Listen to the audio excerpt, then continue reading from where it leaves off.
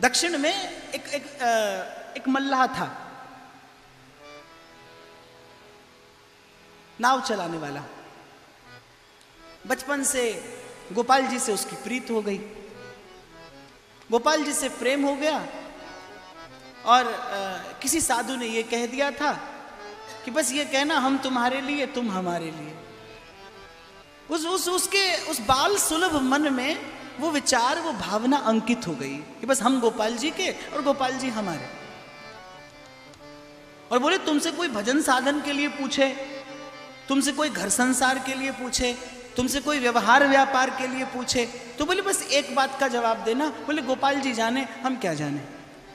बोले बस गोपाल जी जाने हम क्या जाने। अब उसने तो यही मंत्र रट लिया, जो कोई पूछे बोले गोपाल जी जाने हम क्या जाने।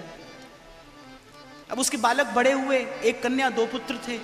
कन्या के विवाह का प्रश्न उपस्थित हुआ तो पुत्रों से मिलकर उसने कहा कि नगर सेठ से थोड़ा सा धन लेकर और कन्या का विवाह करते हैं और फिर परिश्रम करके धन अर्जित करेंगे, सेठ का धन लौटा देंगे।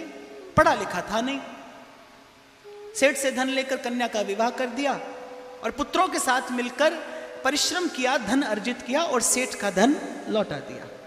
जिस दिन सेठ जी को धन लौटाने के लिए दिया, सेठ जी को रसीद देनी थी। सेठ जी ने देखा कि पढ़ा लिखा तो है नहीं। अब व्यापारियों की चालाकी तो आप जानते ही हो, तो उसने कहा पढ़ा लिखा तो है नहीं। उसने झूठी रसीद बनाकर दे दी, रसीद पर कुछ और लिखा और दे दिया और सच्ची रसीद अपने पास में रख ली। और कुछ दिनों के बाद उस मल्लाह पर मुकदमा कर दिया कि इसने मेरा धन नहीं लौटाया। अब जब जज के सामने उपस्थित हुए तो उसने कहा कि तुमने रुपया नहीं लौटाया। बोले हुजूर मैंने रुपया लौटाया। बोले जब तुमने रुपया लौटाया तो कोई था वहां। बोले हाँ हमारे गोपाल जी थे, क्योंकि हम तो जहां जाते हैं उन्हीं को संग लेकर जाते हैं। बोले रसीद कहाँ है। बोले ये माई बाप ये रसीद है। अब रसीद देखी तो रसीद पर तो कुछ लिखा था नहीं, रुपए की देनदारी संबंधित कोई बात नहीं लिखी थी। तो जज ने कहा कि ये तो रसीद ठीक नहीं है, कोई और रसीद होगी। बोले हमारे पास तो यही है, अब असली रसीद के बारे में गोपाल जी जाने हम क्या जाने। तो बोले कौन है ये गोपाल जी। तो बोले हम उनके हैं वो हमारे हैं।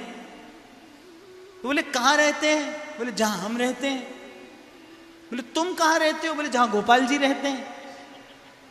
अब जज समझ गया, लेकिन कहते हैं सच्चाई की अपनी एक चमक होती है, सत्य का अपना एक आभा मंडल होता है। जज संस्कारी था, वो उसको